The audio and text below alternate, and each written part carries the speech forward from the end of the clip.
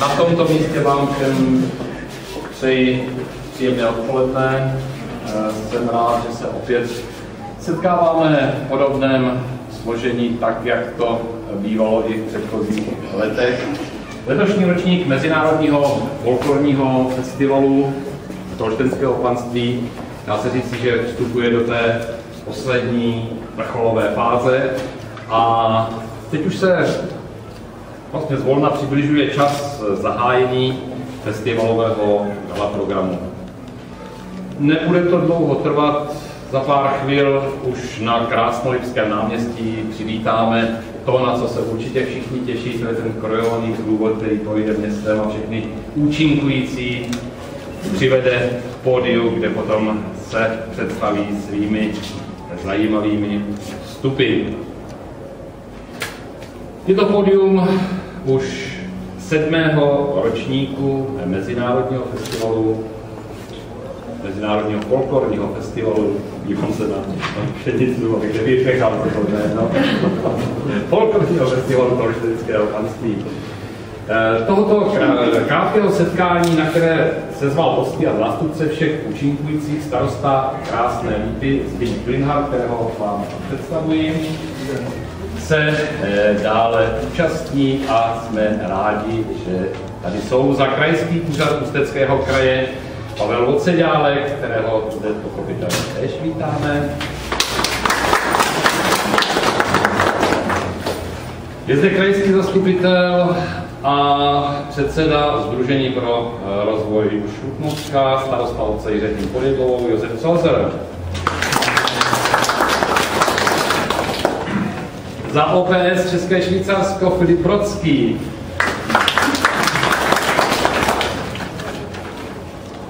Tajemnice města Krásná Lípa Lucie Hanková. Ředitelka zdejší základní školy, taktéž mateřské školy Ivana Plejová. Velice rád tady vítám předsedu Folklorního sdružení České republiky, pana Zdeňka Pšenicu. No a za folklorní sdružení je zde také Jarmila Mrnuštíková. Samozřejmě jste zde na tomto krátkém setkání vítáni všichni, ale to vítání, to není, prosím pěkně, v mé režii, to je v režii hostitele a já tedy v tuto chvíli, kdy ještě přivítám manažerku Maseru Havlovou. A myslím si, že mě moc nepřísluší vítat ředitele festivalu Petra Semmelku, protože ten je tady doma, ten se potom už postará. Ale v tuhletu chvíli bych tedy za...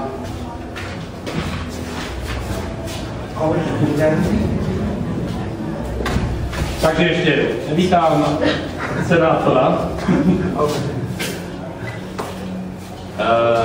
Jaroslava Sikáčka.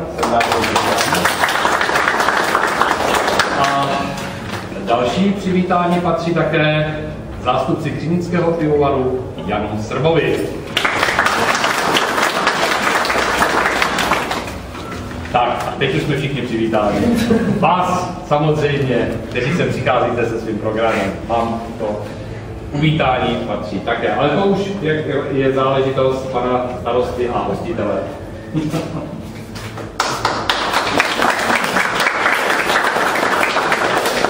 Poledne, vlastně už odpoledne, já bych vás chtěl samozřejmě taky všechny přivítat, nebudu vás všechny jmenovat, já bych chtěl samozřejmě přivítat hlavně vás, zástupce souborů na našem festivalu. My se nacházíme v kraji, který není úplně typickým pro folklor, ale úplně tak to neplatí o našem městě, o Krásné Lípě, kde už folklor taky můžeme řadit a počítat na desítky let, protože Třiničánek a vlastně Lužičan už funguje ke 30 letům a máme tady ještě Dikitu jako další folklorní soubor, takže u nás to neplatí a folklor tady obnovil a má už jistou tradici. A samozřejmě bych na začátek poděkovat Lužičanům za to, že pořádá tento festival vlastně kolikátý ročník 7. Za to velký dík, protože jistě to není jednoduchá věc, domluvit to všechno a i s tím, co tady vlastně běží okolo, to, co nesouvisí úplně s festivalem, ale ty aktivity, které tento víkend tady u nás máme. Já bych chtěl využít toho, že jsme tady a pozvat vás aspoň při tomto víkendu, abyste se podívali do našeho domu Českého Švýcarska, na sportovní areál, na další aktivity a také například do nového pivovaru. Tam už jste někteří byli, jsem viděl, večer tam bylo docela život. A doufám, že dneska to bude asi podobné, až budu takže to jistě už jste objevili sami, než bych vás dal. A asi jste si všimli, že pokud jde o cestovní ruch, tak se snažíme v tom dělat několik dalších věcí a teď se nacházíme v novostavbě apartmán hotelu, který se stal stavbou roku České republiky 2013 a celý ten areál Vípa Resortu nabízí spoustu aktivit, nejenom několik druhů ubytování, ale i několik dalších způsobů vyžití, využití a volného času. Ale to na příště, takže tento víkend beru jako inspiraci pro vás, abyste věděli, že máte přijet někdy do Českého Švýcarska, ale také do blízkého Saska, ať už Saské Švýcarsko nebo blízká Lužice, kde je mnoho zajímavých věcí. Takže to někdy příště na další prodloužený víkend, anebo Poprosil bych o pár slov předsedu Folklorního sdružení České republiky. Vážený pane starosto, pane řediteli, dámy a pánové, v prvé řadě příjemný dobrý den. V druhé řadě jsem velmi rád, že po 4 letech jsem v krásné Lípě. Ono tento festival má dvouletou periodu, takže má 14 let v historii. Za to je třeba poděkovat moc Vladimír Semelkovi, Radě Tonadě, Kajeřina nebo Petr. Ale samozřejmě, kdyby nebyla podpora města a dalších subjektů, tak by nebylo možné tento festival uskutečnit. Je pravda, že v Mosteckém kraji festival máme velmi málo, máme jenom 2. Máme festival Středohoří a máme tento festival Tolštenského panství. Jinak v České republice těch festivalů zastřešujeme 67. Před chvílí jsem byl ještě v Plzni na velkém mezinárodním folklorním festivalu, který má 18 let. Ale v tomto regionu je to s tou lidovou kulturou daleko náročnější než v těch živých regionech a pan starosta má pravdu, je to taková anomálie, že v tomto městě jsou 3 soubory, to je podobně v těch moravských regionech, obcích. No a pokud se týká té lidové kultury, tak Česká republika je velmoci. Díky tomu, že na malém území je velké množství regionů, velké množství souborů a nikde ve střední Evropě ani ve světě není tolik festivalů s takovou strukturou. Takže přeji vám příjemné chvíle na festivalu Tolštenského panství. Děkuji za pozornost. Jmenovitě teď zdravý. Rád bych ještě k tomu festivalu vlastně tak je takovou perličku takový hezký, že my jsme začali první ročník v roce 2000, kdy se vlastně podařilo městu Krásná Lípa, jsem začali vlastně správy Národního parku a vlastně se datuje náš festival vznik stejně jako vznik Národního parku Českého Švýcarska. K té oblasti, ještě k té práci toho Lužičanu, povedlo se nám, protože původní oblast tady byl Nýderland, že ano, Nizozemí a vlastně těma historickýma skutečnostma se stalo, že prostě to vymizel trošku ten folklor, ale teď se nám to daří zase vracet právě díky tady tomu festivalu, konáním Lidového roku, kde jsme zavedli masovku, stavení kácení máje, posvícení, vánoční koncerty, a což je vygradováno festivalem.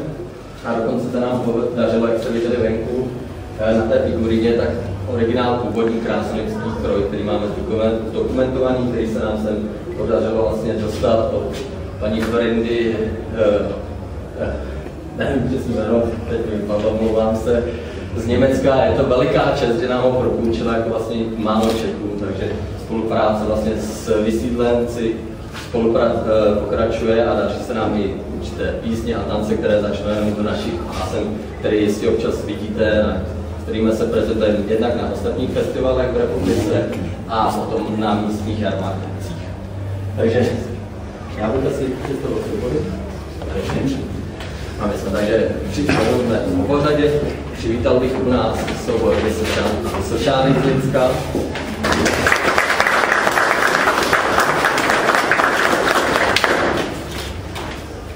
Proběhne jiné.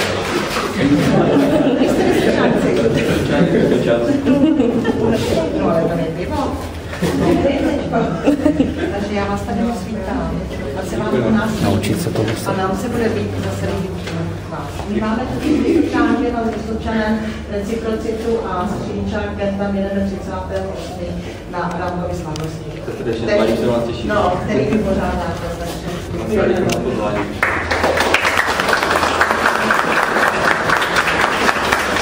Dále bych nás přivítal na nástup besedu.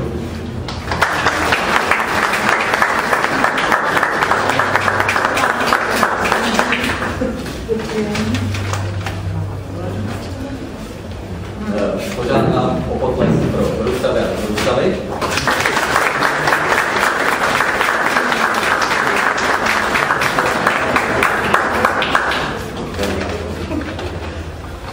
A dále naši milí hosté z Maďarska, kteří jsou taková perlička, který nám předvedou i zvláštní tanec, který je vlastně zanesen do kulturního dědictví UNESCO.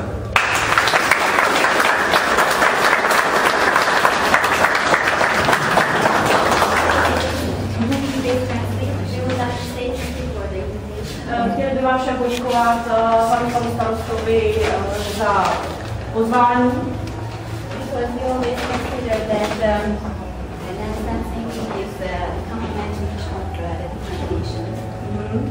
Protože je i tanec vlastně takovým mezinárodním jazykem všech národů.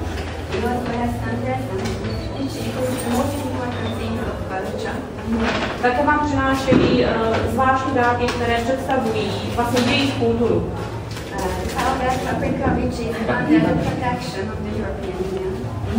Takže je to červená paprika, která je pod protekcí nebo pod patronátem Evropské unie, chráněna. Samozřejmě z papriky taky nějaký ostrý krém.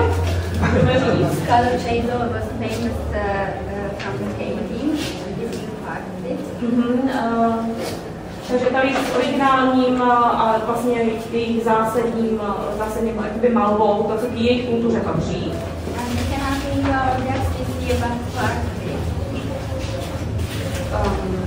Samozřejmě mají to teda i vládce. Sorry.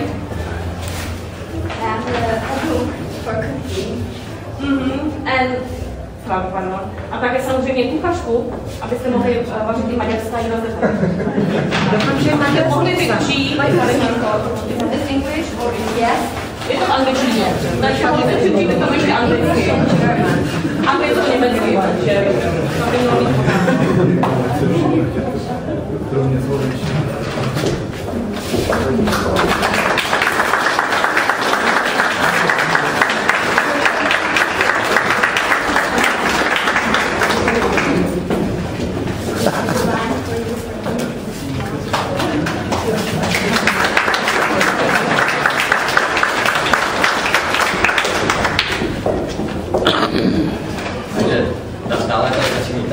nedaleko Liberce, kulturní soukromí Zerka.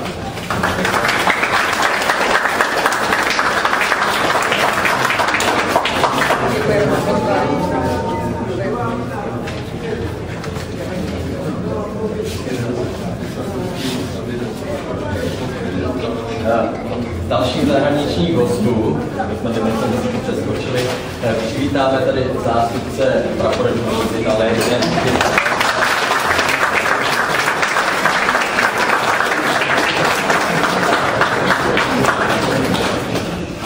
Samozřejmě ze zahraničí v vozovkách vítáme tady přátelé místní akční skupiny Spornost za lidovou muziku Ivana Pašku.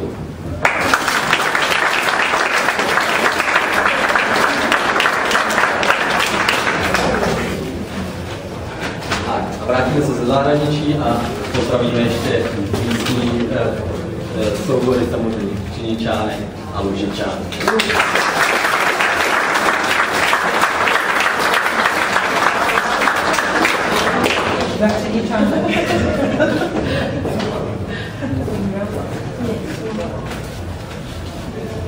Takže další informace a věci okolo festivalu se dozvíte, když vydržíte vlastně při gala programu s panem Loukou budeme probírat během vystoupení.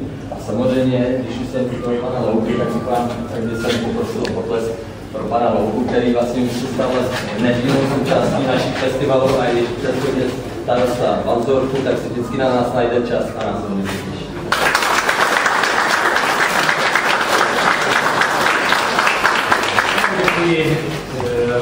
Chtěl jsem jenom říct takovou malinkou drobnou poznámku. Paní Lužičan, tedy Křiníčánek a Jízerka, nejmenší, byli necháni na konec. Ale ono to není tak, že by byli jako úplně někde v pozadí. To jsou ti důležití, jsou ti, kteří to, jak si tu myšlenku ponesou jednou dál a jsme rádi, že tady jsou a že přenášejí tradice, které se k nám dostaly sem do krásné Lípy právě díky Lužičanům, takže je ponesou dál. Takže díky a děkujeme vám.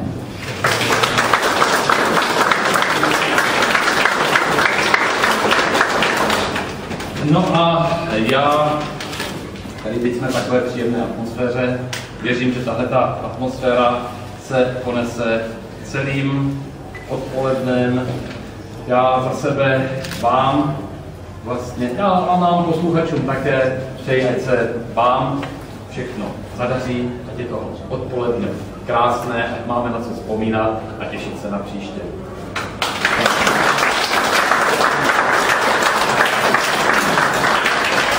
A teď vás pozvu ke spolupracovníků na přípitech, kde dostaneme místní tradici, kterou už tady rok, takže si připijeme vlastně kvalitním mokrem z křiníka vody. Řeknete nám, jestli můžu vás poprosit, řeknete nám něco určitě. Budeme si připíjet hlavním pivem, 14 stojí, je decentní, je to jedno z piv, které patří do našeho základního portfolia. Vadíme světlozácku, malou 14 a celou dobu speciálů. V pivovaru fungujeme rok, myslíme, že jsme zákazníky a pivovar bude chutná. Jak to samozřejmě pivo řemeslné, to znamená pivo, které se vyrábí bez pasterizace, není filtrované, takže je to opravdu jako to nejlepší pivo, který vlastně člověk může mít, je to přímo vlastně pivo nestává. Takže je to není pasterizace. Na zdraví.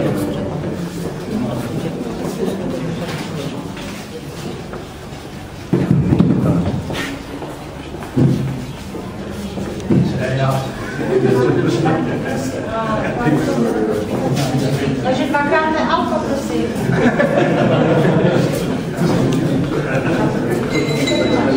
A dvakrát čus. Šestkrát čus.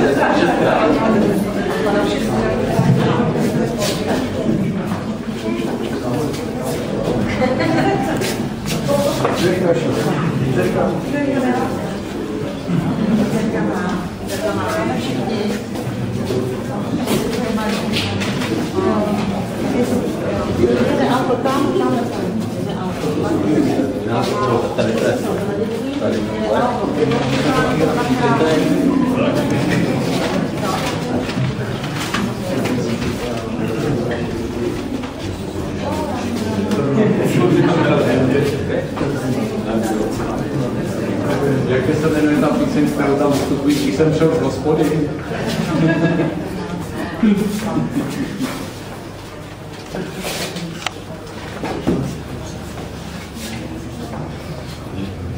Takže my jsme to měli na pravou míru, tak já bych poprosil pana senátora, aby to příspěvek.